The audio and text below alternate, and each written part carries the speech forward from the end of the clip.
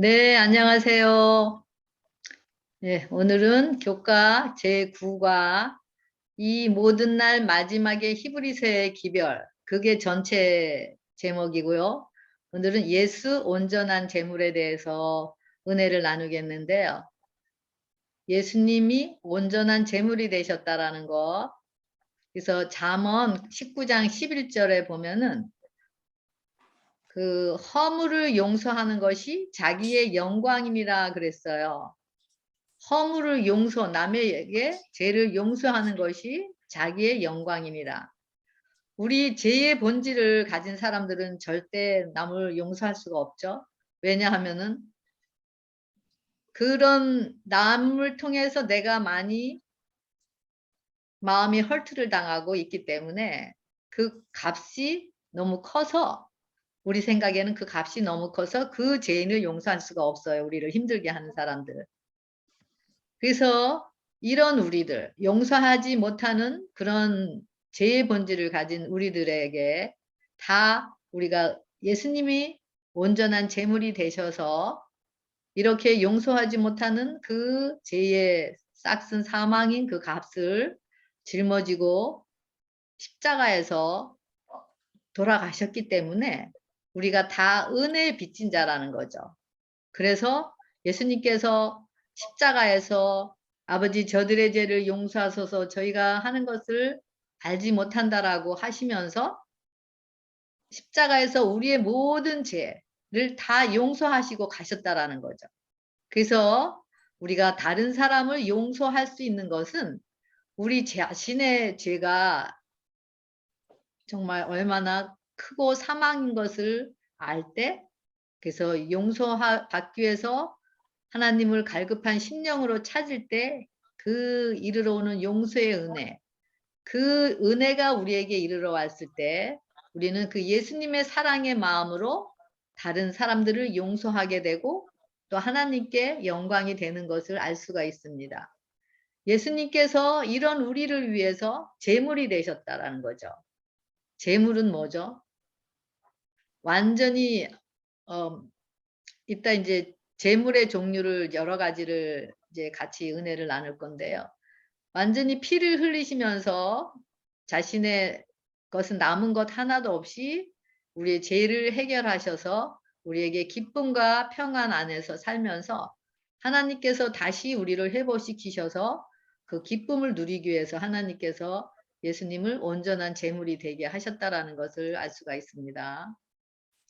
그래서 이 제물의 특징은 여기 보면은 에베소서 5장 27절에 보면은 티나 주름 잡힌 것이 없고 거룩하고 흠이 없는 것이라고 했습니다. 또 그렇기 때문에 우리도 하나님이 기뻐하는 거룩한 산 제사로 드리라고 했습니다.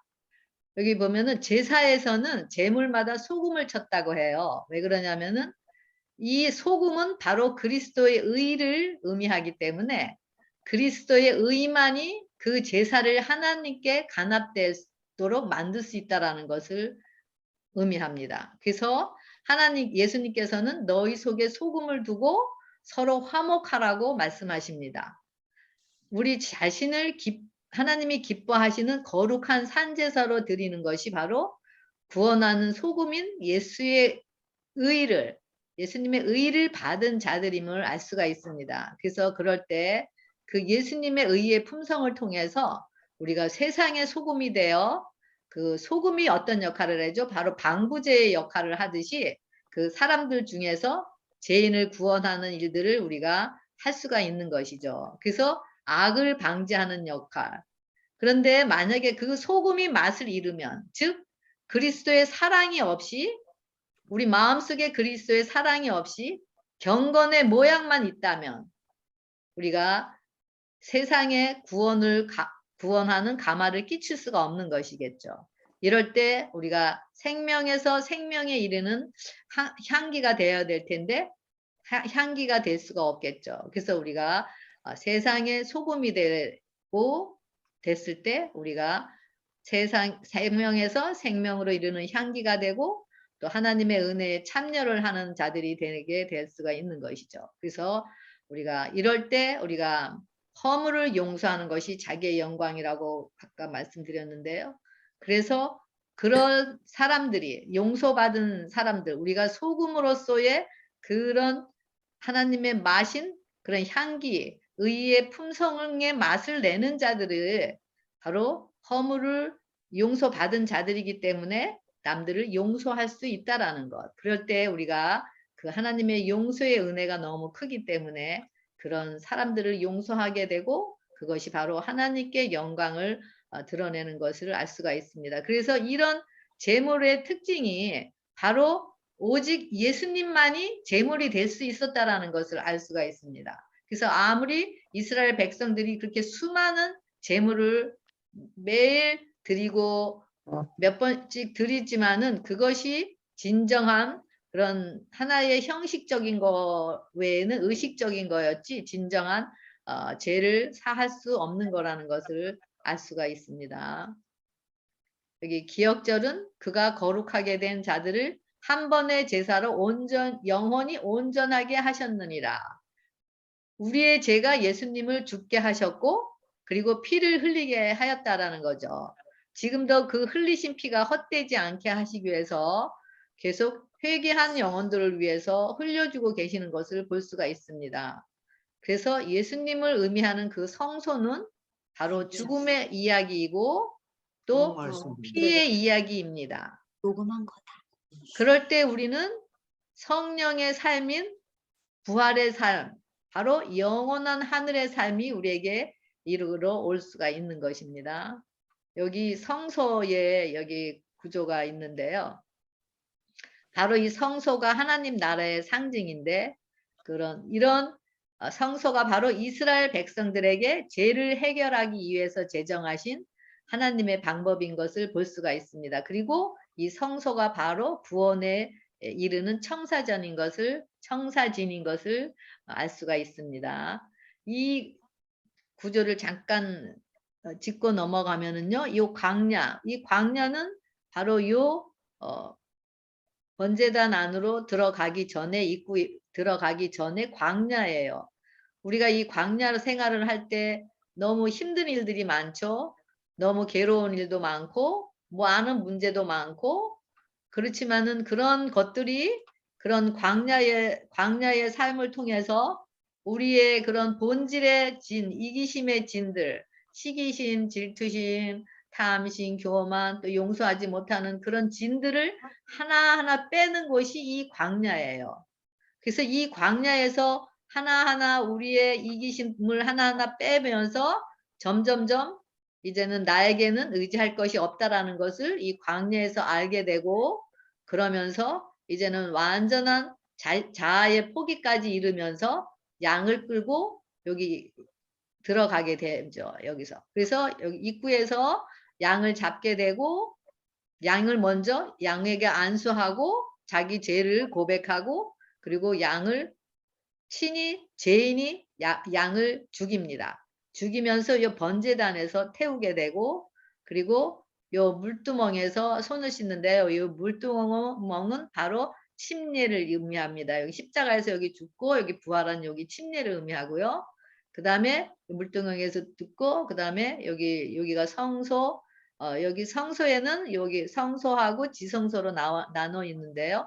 요 성소에서는 이 죄인이 양을 끌고 와서 이제는 자기가 죄인임을 자기한테는 의지할 것이 없다라는 것을 알고 자기 죄를 이제 완전히 양에게로 넘기면서 이제는 그런 죄에서 해방되게 되고 예수님이 양이 이제는 그 죄를 뒤집어 쓰고 여기서 완전히 여기서 태워지는 여기 경험을 하게 됩니다. 그리고 여기 성소에 들어가서는 여기 떡상이 있고 여기 말씀이 있고 또 촛대는 성령이 있고 성령을 의미하고 또 요 향단은 기도죠. 그래서 여기를 매 하루도 꺼지지 않게끔 계속 여기가 이어지면서 24시간 계속 말씀과 기도를 통해서 성령의 역사를 통해서 계속 여기서 자라나는 그런 성화가 일어나는 것을 볼 수가 있습니다. 그리고 법궤 안에는 우리 십계명이 들어있죠. 그 지성소에. 그래서 여기가 여기가 바로 법계 위에 쉬운 자, 은혜의 쉬운 자가 여기서 있는 것을 볼 수가 있습니다. 그래서 지금 이 과정을 보면 우리의 신앙 상태가 어디 있는지를 알 수가 있어요.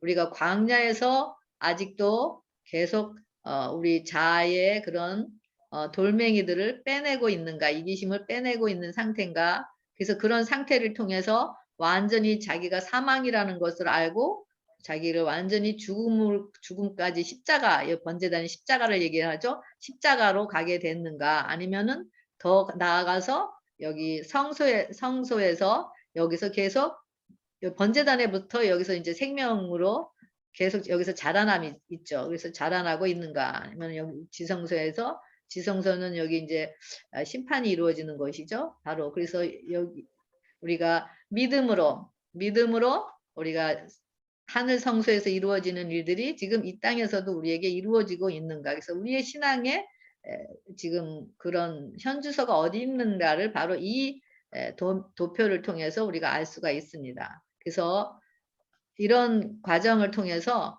우리가 우리의 신앙을 점검하면서 더 하나님과 매일 교제를 통해서 하나님의 음성을 듣고 우리 심령이 정결케 됨으로 믿음의 굳건히 서는 우리를 굳건에 서기 위해서 성령님께서 우리를 매일 이끄는 것을 볼 수가 있습니다. 예, 이번 주에 그런 말씀 제목인데요.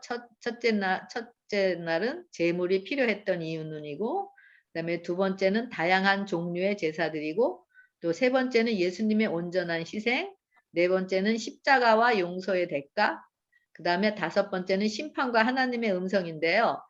첫 번째하고 품성인데요. 첫 번째하고 두 번째는 따로 하지만은 요 세 번, 3, 4, 5일째는 거의 내용이 거의 비슷하고 연결이 되었기 때문에 요 말씀은 같이 이렇게 연결해서 하도록 하겠습니다. 첫째 날은 제물이 필요했던 이유는 창세기 15장 8절에 그 하나님께서 아브라함과 언약을 맺으시는 이야기인데요.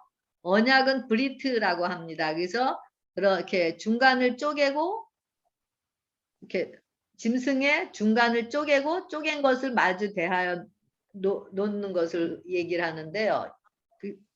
이렇게 언약의 당사자들은 언약을 깨트린 사람의 운명을 상징하는 표시로 그 사이를 걸어갔다고 합니다. 그래서 중요한 것은 언약의 당사자들이 둘이 다 지나갔는데 여기서는 하나님께서만 그 짐승의 사이를 지나가셨다라는 것을 동물들 사이로 걸어가셨다라는 것을 알 수가 있습니다. 이는 하나님께서는 결코 신실하신 하나님이기 때문에 자신의 약속을 반드시 지키시고 깨트리지 않을 것이라는 것을 아브라함에 보여주기 위한 것임을 알 수가 있습니다. 그리고 나중에는 이 연기 나는 그런 화로가 보이며 타는 횃불이 쪼갠 고기 사이로 지나갔다라고 했는데요. 이런 것을 통해서 이렇게 중간을 쪼갠 것을 마주 대해서 거기 지나간 그런 것을 통해서 십자가와 또 부활을 볼 수가 있고요. 여기서 또 성령의 십자가를 통해서 성령의 또 임재하심을 여기서 볼 수가 있습니다. 그래서 이런 성경에는 항상 십자가 뒤에는 십자가에 따라오는 것은 꼭 성령이 따라오시고요. 성령님께서 오시면은 꼭 십계명이 따라오는 것을 볼 수가 있습니다. 여기에서 바늘같이 이렇게 항상 또 따라다녀요. 그게 하나의 원리 원칙이기 때문에 그래요. 그래서 하나님과의 언약은 이스라엘을 약속의 땅으로 들어갈 수 있게 이런 과정을 통해서 약속의 땅으로 들어갈 수 있게 하셨습니다. 언약은 죄인의 죽음을 요구했지만 하나님 아들께서 직접 자기 자신을 대속물로 바치심으로 우리를 대신해서 죽으셨습니다. 그리고 율법을 어긴 자들을 살리셨습니다. 오직 십자가만을 통해서만 죄인들을 구원하실 수가 있었기 때문임을 알 수가 있습니다. 그래서 창세전에 세 분의 평화의 은원이 있었고 예수님께서 돌아가심으로 구속의 경륜을 이루신 것을 알 수가 있습니다. 그래서 예수님께서 제물이 되시기로 하셨고 구속의 경륜을 창세전에 이루셨는데요. 그래서 성소를 통해서도 죄인이 예수님 대신 짐승들을 끌고 와서 자신의 죄를 회개하고 양에게 안수하고 자신의 죄를 예수님께 전가하는 일을 반복하는 것을 볼 수가 있습니다. 이 이스라엘 백성들은 계속 이 일들을 죽을 때까지 했어야 됐어요. 하지만 예수님께서 십자가에서 돌아가시고 다 이루었다고 하시면서 율법의 요구를 충족시키면서 휘장인 자신의 몸이 갈라져서 죽으시고 이제는 더 이상 이 의식은 필요가 없게 되었어요. 하지만 의식은 필요 없게 되었지만 이 구원의 절차가 바로 구원을 얻는 길이고 정로이기 때문에 우리가 이 성소를 통해서 지금도 우리의 그런 예수님의 발자취를 쫓아가면서 지금도 이 성소에 대해서 우리가 지금 십자가 후에 일어나는 일들을 같이 겸해서 우리가 공부하고 있습니다. 이 월요일 소지는 다양한 종류의 제사들. 이거는 많이 들어서 많이 아실 거예요. 하지만 이제 복습하는 의미에서 한 번 더 공부해 보겠습니다. 번제는 완전히 불살라 올리는 제사죠. 그리고 소제는 곡식 제사인데 피가 없어요. 제사에 유일하게 피가 없는 제사가 이 소제이고요. 그 다음에 속제제는 죄를 속하는 제사, 죄를 드리는 제사고요. 그 다음에 화목제는 제삼을 받은 사람이 하나님과 제사장과 가족들이 죄 없이 함을 받은 기쁨으로 평화의 제가 잘못했네. 평화의 친교를 나누는 것, 즉 먹는 제사예요. 근데 이게 피와 살이 된 그 예수님을 먹는 것이 바로 화목제라는 거예요. 그래서 먹히는 제사. 하나님께서는 우리에게 다 먹히시는 제사예요. 그리고 속건제는 바로 배상, 또 서로 용서하고 손해를 끼친 것을 배상할 줄 아는 생활을 하기 위해서 20% 5분의 1을 배상하는 그런 것을 이야기하고 있습니다. 그래서 이 변제며 소제며 속제제가 화목제, 이 속건제가 다 예수님의 희생을 의미하는 것을 알 수가 있습니다.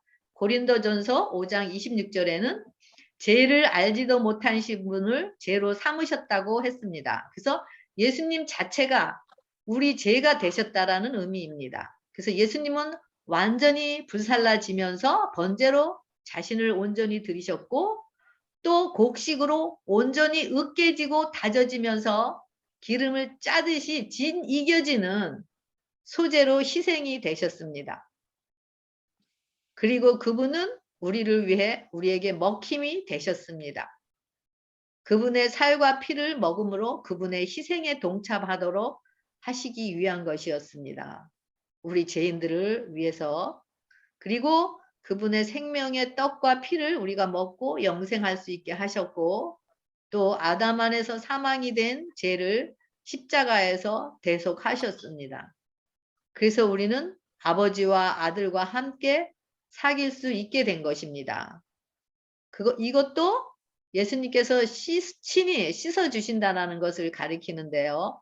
서로 용서하고 손해를 끼친 것은 배상할 줄 아는 생활을 해야 된다는 것을 가리키는 것이 속건제인 것입니다. 그래서 이 속건제는 바로 회개를 의미하는 것을 볼 수가 있습니다. 그래서 우리가 이 제사를 하나하나 음미하면서 공부할 때 예수님이 십자가에서 자신의 몸과 심장과 남은 부분이 하나도 없어요.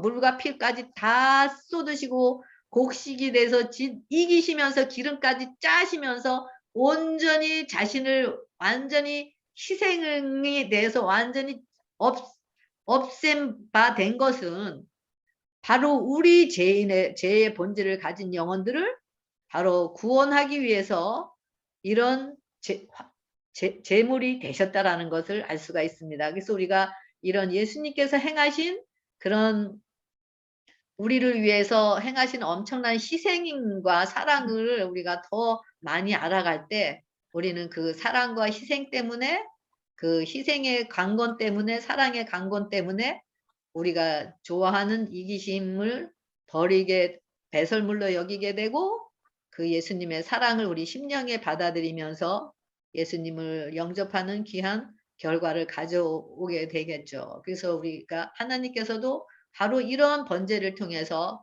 우리를 구원하신 그 과정, 성서에 나타나는 그 과정마다의 그런 과정을 통해서 어떻게 해서라도 한 영혼이라도 우리를 구원하기 위해서 이렇게 예수님을 완전히 짓밟게 하시면서 자신까지 짓밟으신 그런 하나님의 마음을 여기서 볼 수가 있습니다. 둘째 날 예수님의 온전한 희생. 히브리서 7장 27절에 그는 저 대제사장들이 먼저 자기 죄를 위하고 다음에 백성의 죄를 위하여 날마다 제사 드리는 것과 같이 할 필요가 없으니 이는 그가 단번에 자기를 드려 이루셨습니다. 또 히브리 10장 10절에는 이 뜻을 따라 예수 그리스도의 몸을 단번에 들이심으로 말미암아 우리가 거룩함을 얻었느니라 라고 말씀하고 있습니다. 레위 계통의 제사장들은 날마다 그리고 해마다 제사를 드려야 됐습니다. 끝이 없었습니다. 그리고 제사장의 제사는 그 섬기는 자를 그 양심상 온전하게 할 수가 없었습니다. 하지만 예수님께서는 십자가에서 흘리신 그 피는 우리의 양심을 깨끗하게 하며 또 죄를 사하는 제물로서 자기 자신을 단번에 한 번의 제사로 하나님의 뜻을 온전히 성취하셨기 때문에 계속 제사를 드리지 않게 되었습니다. 이 사실을 믿음으로 받아들이는 자들은 성령으로 거룩하게 하셨고 계속 거룩을 유지하게 하셨습니다. 이것이 바로 예수님의 온전한 희생으로 드려진 바 된 열매인 것을 알 수가 있습니다. 십자가와 용서의 대가. 그러니까 용서의 대가는 바로 십자가라는 거죠. 십자가를 짊어지셨기 때문에 우리에게 용서가 이루어졌다라는, 용서의 길이 열렸다라는 것을 알 수가 있습니다. 그래서 히브리서 9장 26절에 보면 단번에 제물로 드려 죄를 없이 하시려고 세상 끝에 나타나셨느니라 그러셨고요. 28절에는 많은 사람의 죄를 담당하시려고 단번에 들이신 바 되었고 그리고 구원에 이르게 하기 위해서 죄와 상관없이 자기를 바라는 자들에게 두 번째 나타나시리라. 이거는 재림을 의미하고 있죠. 그래서 히브리서 9장 22절부터 율법을 따라 거의 모든 물건이 피로써 정결하게 되었나니 피 흘림이 없은즉 사함이 없느니라 얘기하셨습니다. 그래서 단번에 자기를 제물로 드리신 것은 바로 우리 죄, 우리가 놓지 않고 우리 자신을 사랑하고 우리 자신의 욕망을 따라가고 우리 자신의 자아 존중을 위한 정신을, 그런 정신을 가져오는 그런 우리의 죄를, 본질을 없이 하시려고 심판으로 하늘 성소를 정결케 하시고 성도들을 하늘로 옮기기 위해서 재림하실 것을 말씀하고 있습니다. 여기 단번의 제물, 이 제물은 다 예수님을 의미하고 있습니다. 아까 그 제물의 종류, 제사의 종류를 우리가 했잖아요. 그런 제사를 다 예수님이 그냥 우리가 말하기 쉽게 그냥 십자가에서 돌아가셨어. 그런 얕은 그런 죽음이 아니라 아까도 그런 여러 가지 제사를 통해서 자신의 것은 하나도 남지 않은 완전한 자신의 포기와 자신의 희생을 통해서 그런 십자가를 짊어지시고 우리에게 용서를 이미 하셨다라는 거죠. 용서의 길을 마련을 해 놓으셨고 이미 용서를 우리에게 주셨다라는 것을 알 수가 있습니다. 그래서 그 깊은 사랑이 우리의 마음에 움직일 때 우리도 예수님과 십자가에서 함께 연합함으로 그 십자가에서 연합함으로 예수님의 그런 자아 포기와 자아 희생이 우리에게도 이르러 오므로 이제는 예수님의 품성만 드러나는 자들로 꼴 지으시기 위한 것임을 알 수가 있습니다. 여기 그 첫 단계 십자가와 용서의 대가에서 두 번째 그 속죄가 두 번으로 나누고 있는 두 단계로 나누고 있는데요. 첫 단계는 한 해 동안 회개하는 죄인들을 자신들의 죄를 깨끗하게 하며 동시에 그들의 죄를 성소 곧 하나님 자신에게로 옮기는 희생 제물을 성소로 가지고 오는 것이 있고요. 두 번째는 심판의 날로서 대속죄일에 하나님께서 성소에서 가져온 죄들을 사탄을 상징하는 아사셀 염소에게 옮기셔서 그분의 법적 책임을 없이 하심으로 성소를 깨끗하게 하시는 것을 알 수가 있습니다. 그래서 이런 이스라엘 성소의 희생 제도는 어떤 사람이 용서를 받고자 할 때 그 사람은 자신의 죄를 위한 제물을 가지고 와서 그 제물 위에 죄를 자백하고 그것을 죽여야 했습니다. 그리고 동물의 피는 제단의 뿔 위에 바르거나 성전 첫 번째 칸의 휘장 앞에 뿌려졌습니다. 이를 통해 죄가 상징적으로 성소로 옮겨지게 되는 것이었습니다. 그러면서 성소이신 하나님께서 사람들의 죄를 직접 짊어지신 것이 된 것이었습니다. 그리고 두 번째는 심판의 날로서 대속죄일에 하나님께서 성소에서 가져온 죄들을 사탄을 상징하는 아사셀 염소에게 옮기셔서 성소를 깨끗하게 하시는 것임을 알 수가 있습니다. 그래서 이 첫 번째에서는 용서가 이루어졌고 이번에 다음번에 이제 더 자세하게 할 텐데요. 두 번째는 심판을 통해서 아사셀에게 그 죄가 완전히 사탄의 상징하는 죄가 옮겨지면서 완전히 죄가 백성들과 성소가 정결케 되는 것을 볼 수가 있습니다. 그래서 이 하나님은 하나님의 사랑을 완전히 나타내기 위해서 바로 예수님이 오신 것입니다. 그래서 그 예수님은 우리를 깨뜨리고 또 심판하고 정죄하기 위해서 오신 것이 아니라 연약하고 불완전하고 또 우리 자신만을 사랑하고 하는 그런 모난 품성들을 고쳐주고 또 그런 사단의 권세에서 자유함 없이 얽혀서 쇠사슬에 얽혀서 자유함 없이 살아가는 자들을 구원하기 위해서 오셨습니다. 그래서 그분은 인류의 창조주고 구속주고 우리를 거룩함을 유지하시는 생명의 유지자이십니다. 그분은 모든 사람에게 이런 우리에게 수고하고 무거운 짐진 자들아 다 내게로 오라 내가 너희를 쉬게 하리라고 우리를 초청하고 계십니다. 왜 오라고 하시는 거죠? 나는 마음이 온유하고 겸손하니 나의 멍에를 메고 내게 배우라고 말씀하고 있습니다. 그러면 뭐라 그래요? 너희 마음이 쉼을 얻고 이는 내 멍에는 쉽고 내 짐은 가벼움이라고 얘기하고 있습니다. 여기에 멍에는 예수님의 십자가인데요. 예수님의 십자가와 연합한 자들은 쉽고 가벼운 길을 가게 됩니다. 그 십자가를 완전히 지기까지는 엄청난 투쟁과 아픔과 고통이 따르지만 계속 승리를 맛보면서 이기게 하십니다. 그래서 그 다음부터는 쉬운 길을 가게 됩니다. 이렇게 십자가에서 완전히 자아가 죽는 경험까지 갈 때 율법의 정신과 사상과 하나인 사랑인 품성이 꼴지어지게 됩니다. 이 율법은 바로 품성의 표준이고 그래서 우리는 마지막 큰 날에 이 율법에 의해서 심판을 받게 될 것입니다.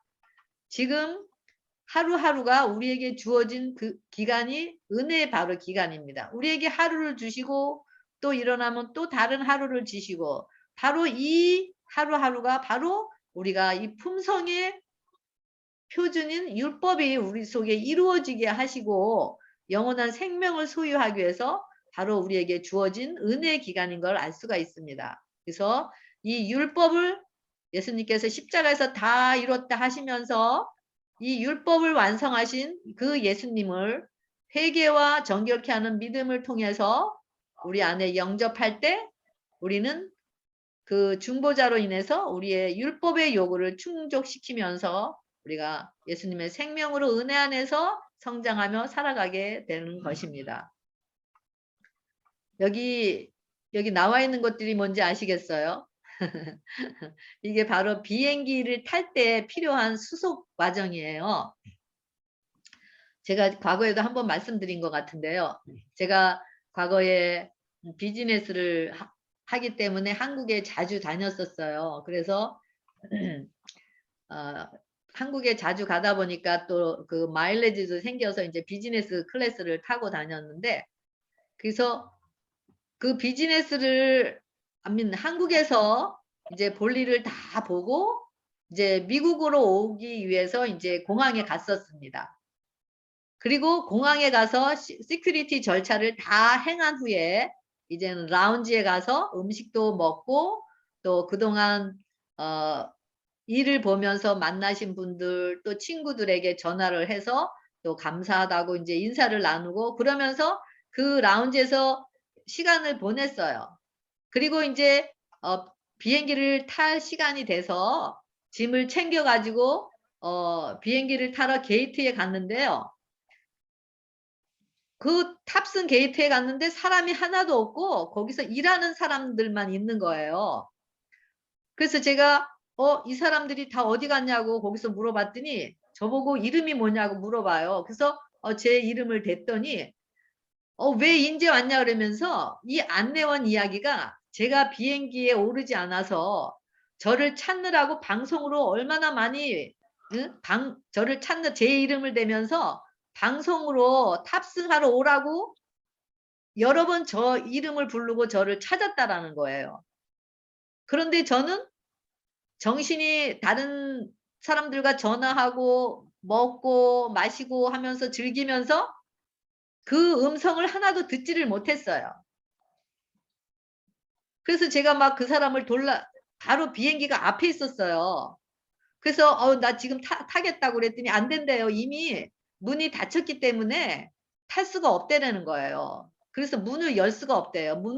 이거는 한번 닫히면은 열 수가 없다라고 얘기를 하는 거예요.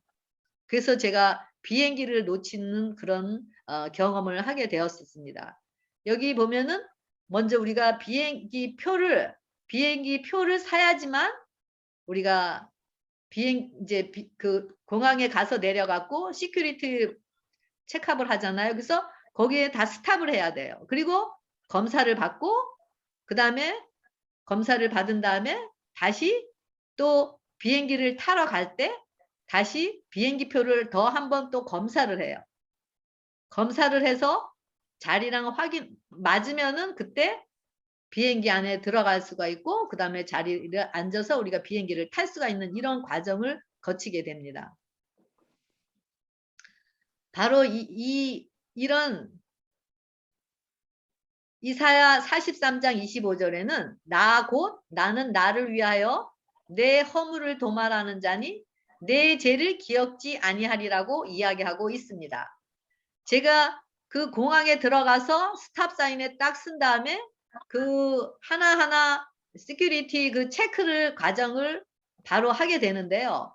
바로 그 과정이 번제단에서 죄를 안수해서 제 죄를 양에게로 넘기는 것. 그래서 넘기는 과정이 바로 번제단에서의 과정인데 번제단에서 그 용서함을 입는 것. 그게 바로 내 허물을 도말하는 것이 바로 번제단에서 용서함을 받는 것을 이야기하고 있고요. 그다음에 제가 죄에서 그런 넘김으로 이제는 죄에서 해방되는 바로 용서의 과정이 바로 요거를 허물을 도말하는 것을 이야기하고 있고요. 그다음에 그다음 비행기에 오르기 위해서 다시 표를 검사하고 비행기 안으로 들어가는 과정이 바로 지성소에서 죄가 완전히 덮어져서 없어지고 기억지 않게 되는 정결케 되는 심판의 과정임을 알 수가 있습니다. 그래서 이 지성소에서 이제는 완전히 정결케 되는 과정. 그래서 요 과정을 볼 수가 있는데요. 그래서 첫째는 예수님께서는 그분을 믿는 모든 사람들에게 용서를 허락하시기 위해 우리의 죄를 벗기시고 그 죄를 십자가 위에서 자신이 직접 짊어지셨습니다. 예수님께서는 십자가 위에서 그들의 죄를, 우리의 죄를 직접 감당하심으로 자기를 믿는 모든 사람들을 용서하실 권리를 얻으셨습니다. 또한 예수님께서는 성령님을 통해 믿는 자들의 마음에 하나님의 법을 두실 수 있도록 하는 새 언약을 계시하셨습니다. 그래서 제단에서 용서가 일어나고, 여기서 용서가 일어나고요.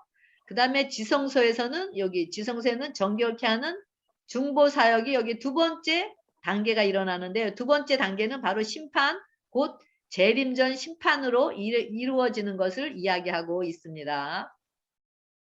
그래서 속죄제에는 두 국면이 있어요. 용서가 있고 정결케 되는 것이 있어요.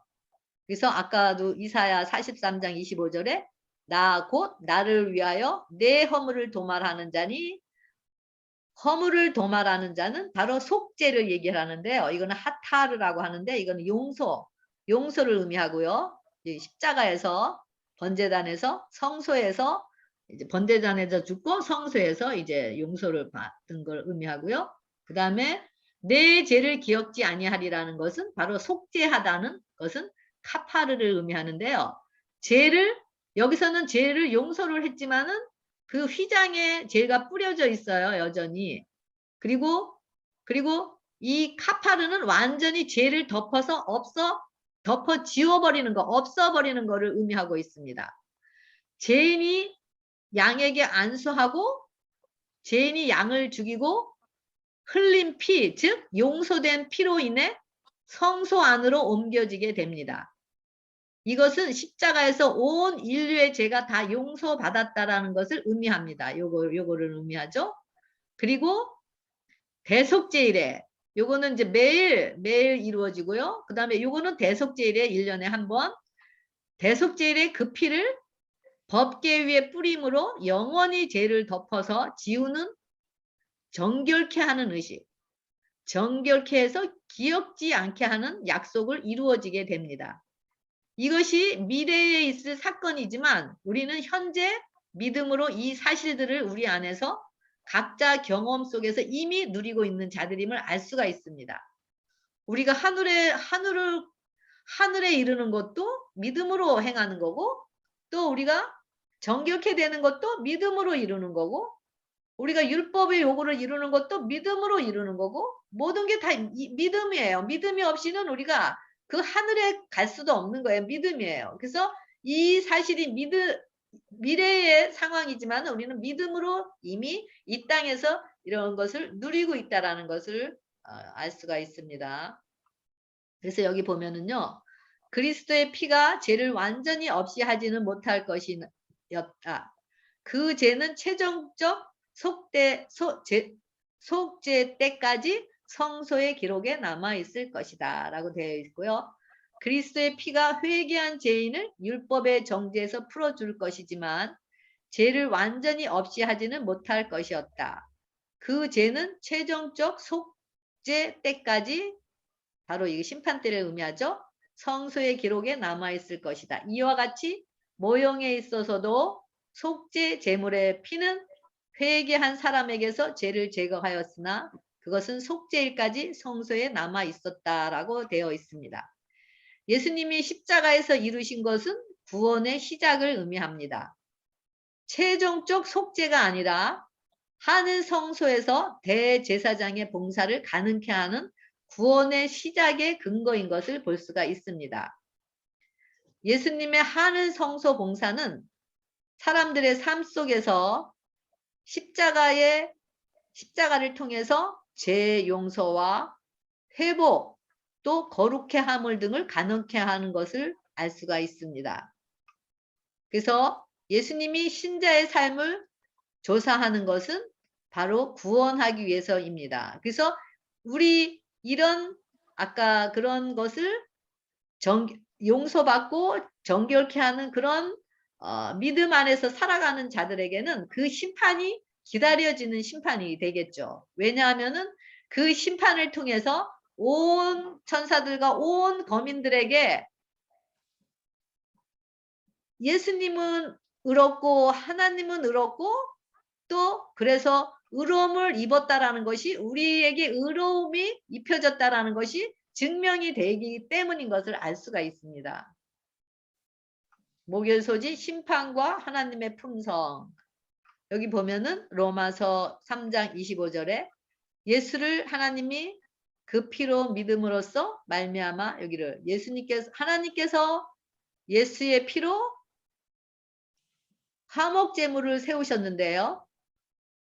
전에 지은 죄를 간과하심으로 간과는 6월이라 그랬죠. 패스 오버 지나가심으로 피로 지나가심으로 의롭다함을 입었다라는 거죠. 그런데 하나님 자신도 의롭고 또한 예수 믿는 자들을 의롭다고 하셨습니다. 그리고 나서 16절에 율법을 굳게 세우는 역사가 이루어지게 되는 것입니다. 이것이 바로 심판에 이르러 오는 과정이고 하나님의 품성인 율법, 의인, 의롭다함은 율법을 지켜지는 의를 이루고 그리고 율법의 정신인 사랑이 이루어지는 그런 과정임을 알 수가 있습니다. 그래서 우리는 죄로 더러워진 옷을 입고 하나님 앞에 서서 죄를 고백합니다. 그러나 우리의 중보자이신 예수님은 회개한 믿음으로 자신의 피의 공로를 의지한 우리들을 위해서 탄원하십니다. 예수님은 자신의 피로 우리를 변호하시고 사단의 고수를 물리침으로 우리는 승리자가 되는 것을 알 수가 있습니다. 이 모든 것은 바로 예수님의 피, 우리를 위해서 흘려주신 그 피, 바로 화목제물이 되셔서 우리 전에 지은 죄를 우리 사망에 당하시고 우리가 그 사망을 패스오버 하도록 넘어가셨기 때문인 것을 알 수가 있습니다. 그래서 이런 십자가에서 죽기까지 하나님의 율법을 완전히 순종하심으로써 하늘과 땅에 있는 모든 권세가 예수님에게 주어졌습니다. 하늘 성소에서의 중보제의 첫 단계는 그분을 믿는 모든 사람에게 이루어지는 용서입니다. 그리고 우리의 죄를 벗기시고 또 두 번째는 믿음으로 율법을 옹호하는 자들을 통해서 새 언약의 정신은 하나님의 사랑의 품성을 드러내므로 하나님의 자녀로서 살아가게 되는 것을 이야기하고 있습니다. 여기 보면은 14만 4천은 하나님의 계명과 예수를 믿음을 가진 자라고 했잖아요. 그래서 여기 요한일서 4장 7절부터 8절에는 하나님은 사랑이시다라고 하고 있고요. 또 로마서 13장 8절에는 사랑은 율법의 완성이라고 이야기했습니다. 그래서 하나님의 정신과 사상이 하나 되어서 예수 믿음으로 계명에 순종함으로 하나님의 영광을 드러내는 천국의 자녀들이 되는 것이 바로 14만 4천인의 품성인 것을 알 수가 있고요.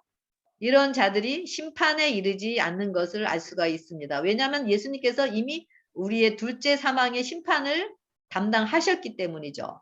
그래서 예수님의 피의 공로로 인한 결과로서 우리는 둘째 심판에 이르지 않게끔 되어 있습니다. 그래서 바로 계명을 지키는 것은 그리스도의 품성을 재현하는 것을 이야기하고 있습니다. 그래서 십자가 뒤에 성령이 임재하시면 계명이 지켜지는 것이 바로 이 세 가지는 항상 함께 이렇게 이루어지는 것을 볼 수가 있습니다. 십자가가 이루어지고 십자가 뒤에는 항상 성령님의 임재가 임하시고 성령님의 통해서 또 십계명이 우리 마음속에 새겨지게 됨으로써 하나님의 정신과 사상이 하나 돼서 우리가 함께 먹고 마시면서 하나님의 자녀로서 삶을 사는 것을 이야기하고 있습니다. 그래서 십자가 오기 전에 바로 이게 사도행전 2장 30절에 회개하고 제사함을 받으라. 그러면 성령을 선물로 받는다란 말이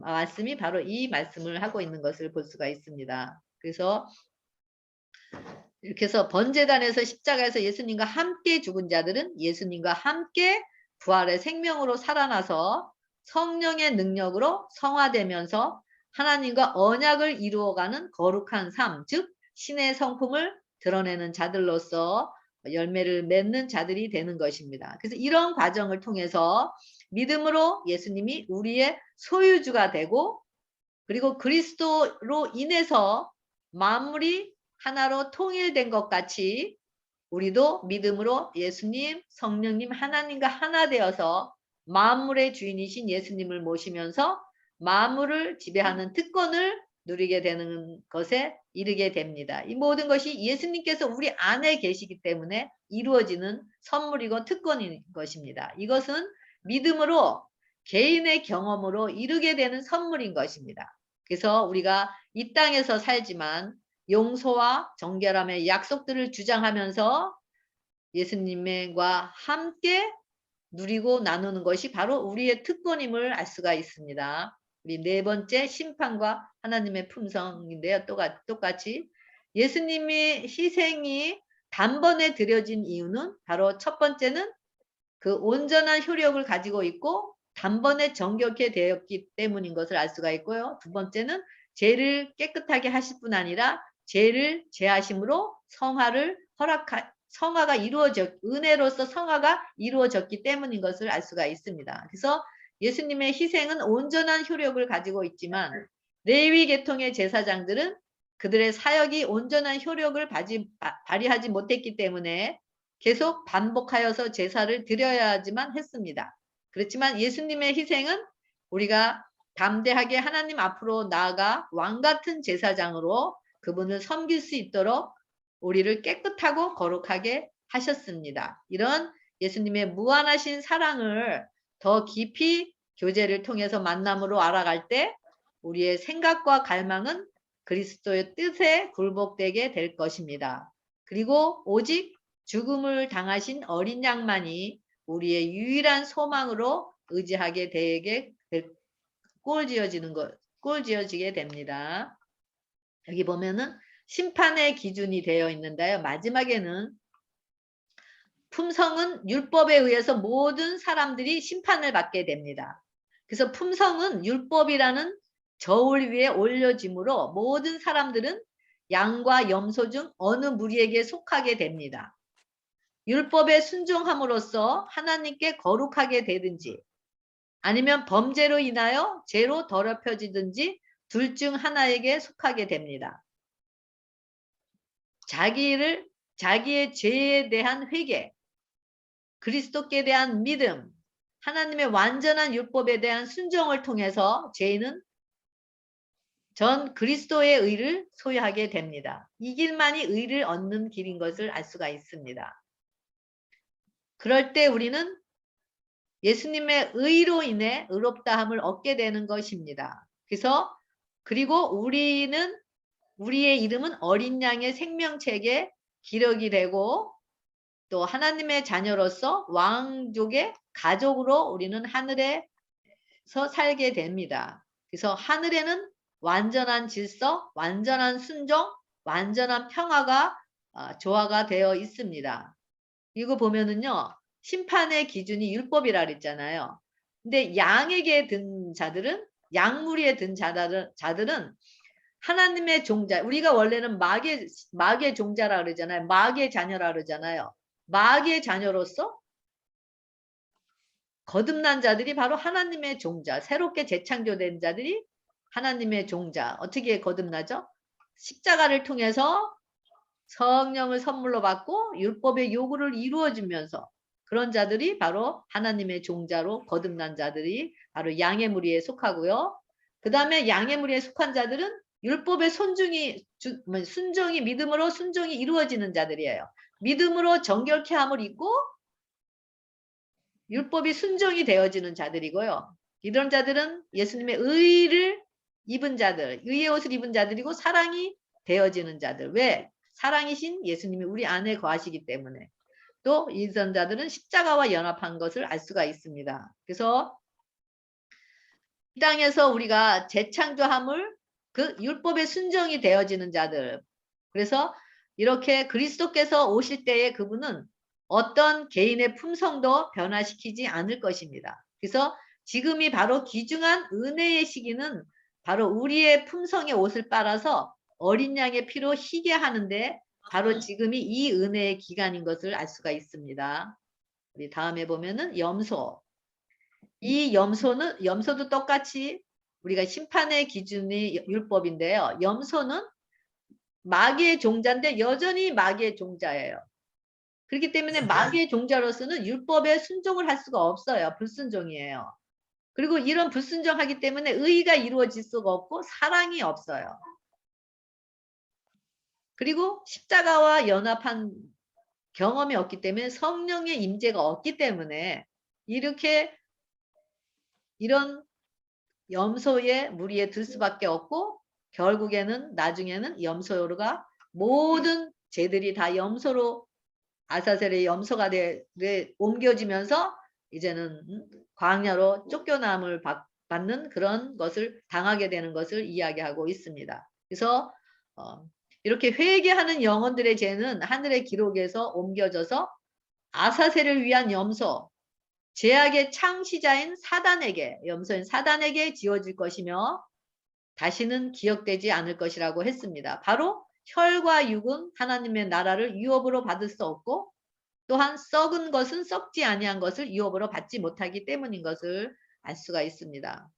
그래서 고린도전서 15장 50절에 죄인의 대속물이 죄인을 대신하여 연락되었으나 죄는 그 희생 제물의 피로 없어지지 않았습니다. 다만 어떤 수단에 의하여 죄가 성소로 옮겨졌을 뿐이었습니다.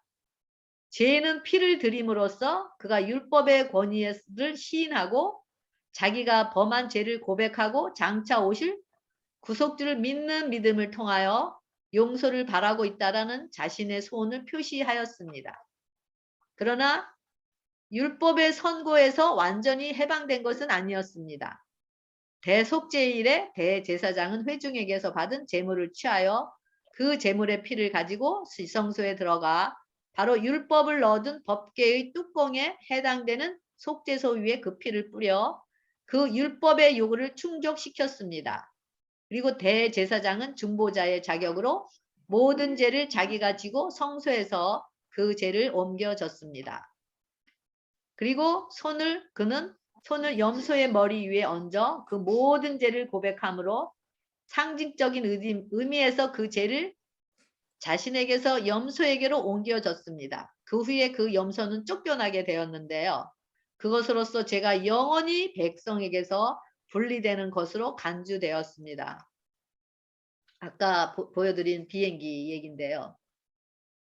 바로 이런 시큐리티 책 과정이 죄에서 해방되는 그런 성소에서 용서의 과정이고 그 다음 비행기에 오르기 위해서 다시 표를 검사하고 비행기 안으로 들어가는 과정이 바로 지성소에서 제가 완전히 덮어져서 정결케 되는 심판의 과정임을 알 수 있다라고 말씀드렸었는데요. 그래서 이런 과정을 통해서 우리의 믿음의 현 주소는 어디인지를 우리가 한번 생각해 보는 것이 좋을 것 같아요. 지금 정말 세상이 너무 어지럽죠? 지금 또 전쟁도 일어나고 있고. 그래서 이렇게 지금 히브리서가 이 모든 날 마지막에 히브리서의 기별이란 기별을 왜 우리에게 주시면서 지금 계속 이런 심판의 이야기를 우리에게 하실까를 한번 제가 곰곰이 생각하면서 더 이 말씀을 우리에게 주시는 그 하나님의 마음을 정말 그런 마음을 보게 되면서 우리에게 더 하나님의 그런 우리 심령을 두드리는 그 하나님의 음성이 더 다급해졌다라는 것을 보게 되었습니다. 조사 심판의 사업이 마치고 그리스도를 따른다고 공언하는 자들의 판결이 결정되면 바로 그때에 은혜의 시기가 끝나고 자비의 문은 닫혀질 것입니다. 예비하였던 자들은 함께 혼인잔치에 들어가고 문은 닫혀집니다.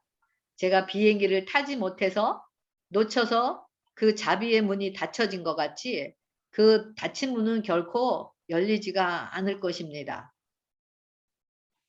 이 모든 날 마지막에 히브리서의 기별, 이 마지막 조사 심판이 혼인 예식보다 먼저 진행된 것을 분명히 나타냅니다. 혼인 예식이 있기 전에 먼저 사람들이 다 예복, 곧 어린 양의 피로 씻어 깨끗하게 된 흠없는 품성의 옷을 입어야 될 때가 바로 지금인 것입니다. 그래서 지금 우리가 율법에 우리를 비추어서 우리 스스로는 율법의 1.1획이라도 지킬 수 없고 율법 아래 있는 자들인 것을 우리가 알고 이 사실이 우리 안에 성령으로 깨달아질 때 우리는 우리 우리 스스로 행하는 바리새인들과 같은 무화과 나무 잎이 무성하여 자기들이 교회에서 행하고 또 자신이 자선 사업하고 또 봉사하고 또 한 모든 공로의 잎들이 휘날리는 것과 같이 이런 자들에게는 하나님의 씨가 심겨지지 않아서 하나님의 열매가 없기 때문에 바로 하나님은 나를 모른다고 하면서 그 문은 영원히 닫혀지는 결과를 경험하게 될 것입니다. 우리는 이런 경험이 우리에게 이르러 오지 않기 위해서 세리와 같이 나를 불쌍히 여기소서라고 하면서 예수님을 찾고 만나는 것이 지금이고 또 자신들을 괴롭게 하면서 예수님의 피를 중보하시는 그 예수님의 피가 우리 안에서 우리를 계속 씻고 우리가 믿음으로 정결케 되고 우리가 더 은혜 안에서 성장하는 그 거룩함을 이루어가는 것이 바로 우리가 될 때 바로 그 그리스도의 의 곧 어린 양의 혼인 잔치에 들어가도록 하기 위해서 예복을 입어야 할 때가 바로 지금인 것을 알 수가 있습니다. 예수님이 마련하신 하늘의 비행기에 오르기 위해서 우리는 비행기 표를 우리의 죄를 드리고 사셔서 정결하게 하는 믿음으로 의의 옷을 입으시고 예수님의 피인 은혜로 심판에 이르지 않고 그 비행기는 하늘에 넉넉히 들어가심으로 은혜로 구원 얻는 경험이 우리 각자의 경험이 지금 이르러 오길 기도하면서 우리 교과 공부를 모두 마치겠습니다. 감사합니다. 아멘.